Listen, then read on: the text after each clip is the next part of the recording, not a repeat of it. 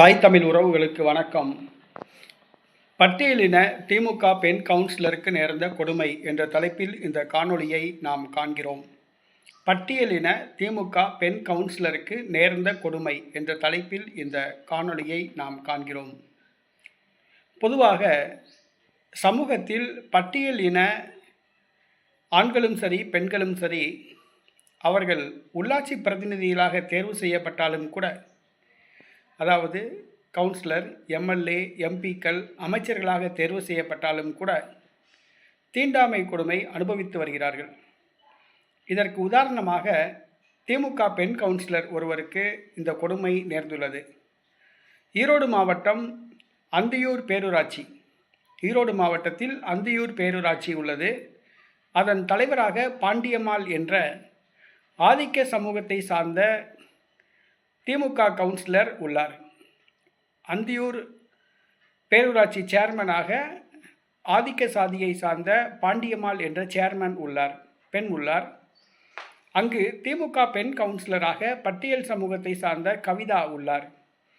கடந்த 3.5 ஆண்டு காலமாக திமுக ஆட்சியில் தான் பட்டியல் சமூகத்தை சார்ந்தவர் என்பதால் மக்கள் பணிகளில் தன்னுடைய வார்டு புறக்கணிக்கப்படுவதாக அவர் குற்றம் சாட்டியுள்ளார்.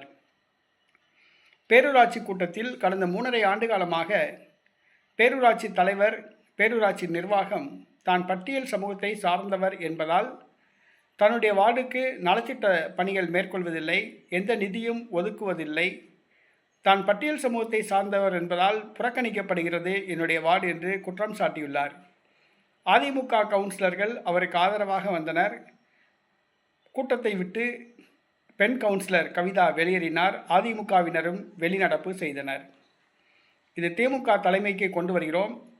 திமுக தலைமையுடைய ஆசீர்வாதத்துடன் தான் இந்த செயல் நடைபெறுகிறதா? தமிழ்நாடு முழுக்க பட்டியல் சமூகத்தை சார்ந்த அது ஆளுங்கட்சி திமுக கவுன்சிலர்களுக்கு கூட இந்த தீண்டாமை கொடுமை நடக்குது.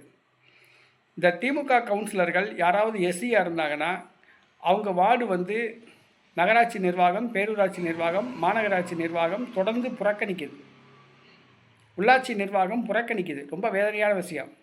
ஏன்னா அவங்க எஸ்சியா, அவங்கள புறக்கணித்தா கூட பரவாயில்ல, அவங்க குடியிருக்கிற அந்த வார்டுக்கே புறக்கணிக்கிறாங்க. அந்த வார்டுலேயே தெருவிளக்கு ஏற்பாடு செஞ்சு கொடுக்கறது கிடையாது, ரோடு போடுறது கிடையாது, குடிநீர் வசதி ஏற்பாடு செய்கிறது கிடையாது, எந்த வசதியுமே பேரூராட்சி, மாநகராட்சி, நகராட்சி நிர்வாகங்கள் மேற்கொள்வது கிடையாது. இது ரொம்ப வேதனையான விஷயம். பெரியார் சாதியை ஒழிச்சார்னு சொல்கிறாங்க. அந்த பெரியாருடைய ஆதரவு கட்சியான திமுகவையே இந்த பிரச்சனை பாருங்கள், சாதி பிரச்சனை. ஒரு பெண் திமுக கவுன்சிலர் அவங்க வார்டையே அந்த ஆதிக்க சாதி சேர்மன் பாண்டியம்மா புறக்கணிக்குது. ரொம்ப வேதனையான விஷயம். திமுக தலைமைக்கு கொண்டு வரோம், தமிழக அரசின் தலைமைக்கு கொண்டு வரோம், நடவடிக்கை எடுத்தால் எடுங்க, இல்லாட்டினா பட்டியல் சமூகத்தை சார்ந்தவங்க அவங்க தலைவிதி, அவ்வளவுதான்.